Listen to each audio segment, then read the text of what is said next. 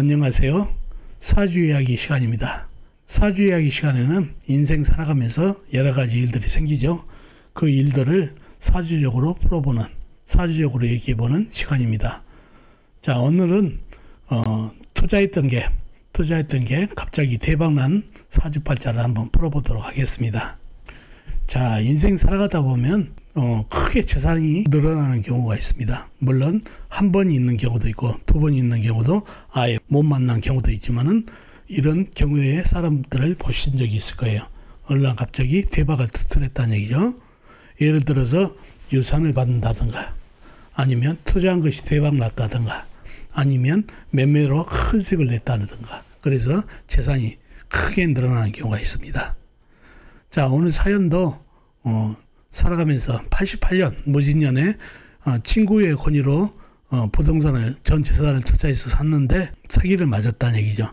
즉 매매도 안 되고 투자 가치도 없는 그런 땅을 샀는데 사면초가가 돼서 낙심하고 있는데, 그로부터 4년 후에 그 땅이 갑자기 반전돼서 아주 아파트 개발단지로 변하면서 투자 가치가 상당해지고 매매로 큰 수익을 내가지고 부자가 된 분이 있습니다.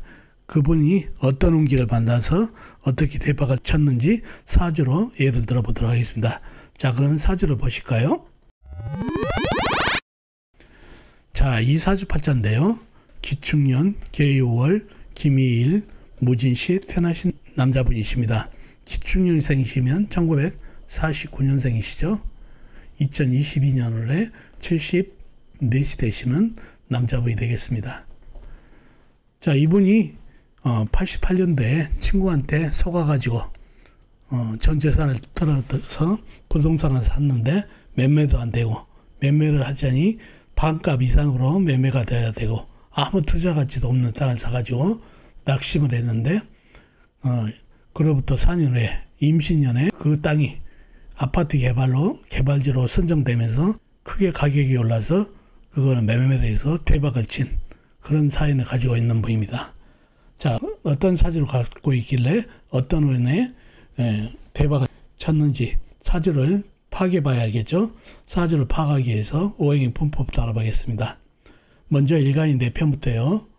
일간의 내편의 오행이 세력이 강하면 사주가 강해지고, 반대로 상대편 일간의 힘을 뺏는 오행이 세력이 강하면 사주가 약해진다는 얘기죠.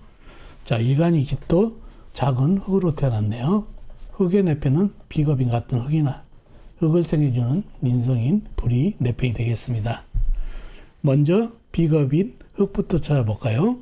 흙은 연간의 깃도, 연지의 축도 작은 흙, 그 다음에 일지의 미도 작은 흙, 그 다음에 시간의 무도, 시지의 진도 큰 흙이 있습니다. 그리고 다른 데는 없고 지장간에 없고요. 다음에 흙을 생해주는 인성인 볼을 찾아볼까요? 볼은 사주팔자에 나와 있는 건 없고 지장간, 일지, 미토 안의 정화, 작은 볼이 암장되어 있는 정도입니다. 그래도 내편의 세력이 비겁인 세력이 흙기운이 많죠. 기토, 축도 작은 흙, 미토 작은 흙, 무토, 진토 큰 흙까지 흙기운이 상당한 사주팔자가 되겠습니다. 본인 일간도 흙이고요. 자, 이러면 사주가 강해질 가능성이 있는데 상대편 한번 찾아보자고요. 뭔가요? 일간의 힘을 뺀 오행. 식상 일간이 생암의 힘을 받고, 재성 일간이 극감의 힘을 받고, 관성 일간이 날의 극하니까 일간이 힘이 약해지는 이 세 가지가 상대편 오행이 되겠습니다.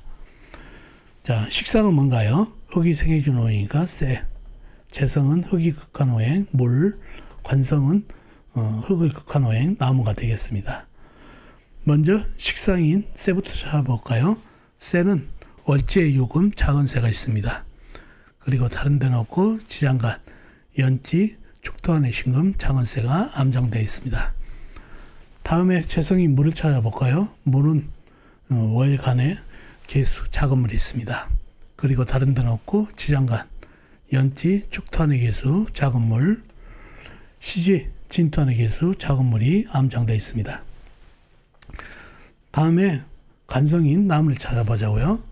나무는 사주팔자에 나와 있는 건 없고 지장간, 일지, 미토 안의 열목, 시지, 진토 안의 열목, 작은 나무가 암장되어 있네요. 자, 그러면 나와 있는 상대편은 유금, 작은세, 계수, 작은물 본이네요. 네 편의 세력이 상당하죠. 기토, 축토, 미토, 작은흙, 무토, 진토, 큰흙까지. 일간인 기토도 작은 흙이지만 흙기이고, 그래서 상대편은 유금과 계수뿐이다 보니까 사주가 아주 강해졌네요. 자, 좀 더 깊이 들어가 보자고요. 자, 유금과 계수는 온전한가요? 먼저 유금은 작은 세죠. 작은 세인데 사주의 가장 강한 호행이 흑균이죠. 한눈에 봐도 기토, 축토, 기토, 미토, 무토, 진토까지 흑균이 대단합니다. 그러면 이 작은 세 정도는 토다금매로 묻어버릴 수가 있겠죠. 힘을 전혀 쓸 수 없는 유금이 됩니다. 그죠? 그러니 유금이 땅에 묻혀버리고, 그러면 계수는 어떻게 된가요? 계수도 유금이 묻혀버려서 생을 못 받으니까 많은 흙에 의해서 많은 흙들이 다 빨아들여 버린다는 얘기죠. 힘이 전혀 없는 물이 되겠습니다. 물을 미토, 열토도 있고 기토도 있고 무토, 진토도 있어서 흙들에게 물의 힘을 많이 뺏겨버리니 이 사주는 뭐 최강사주라 해도 할 말이 없는 그런 사주팔자가 됐습니다. 이 사주에서 가장 강한 후에 흙기운, 흙기운 때문에 많은 흙 때문에 쇠가 묻혀버리고 물도 군비정제로 뺏겨버린 그런 형태다 보니까 아주 사주가 심각해진 최강사주나 마찬가지인 사주팔자가 됐습니다. 사주의 가장 강한 후에 흙이 네 편이니까 비겁으로 네 편이니까 네 편이 강하니까 사주가 강했습니다. 자연이 군비정지 사주가 됐죠. 재물 하나를 놓고 많은 흙들이 서로 가지려고 쟁탈하는 모습, 군비쟁제 사주도 되는 사주팔자가 됐습니다. 재물의 힘과 의식주의 힘이 너무 약한 사주팔자가 됐습니다. 자, 용신은 뭔가요? 용신은 토다금매가 돼가지고 묻혀버렸지만 할 수 없이 그래도 유금을 잡아줘야 되겠네요. 흙들을 조금이라도 설계해 주니까요. 그죠? 그래서 일이라도 흙기운을 빼주는 유금이 용신이 되겠습니다. 용신이 힘이 너무 없죠. 토다금매로 묻혀버렸으니까요.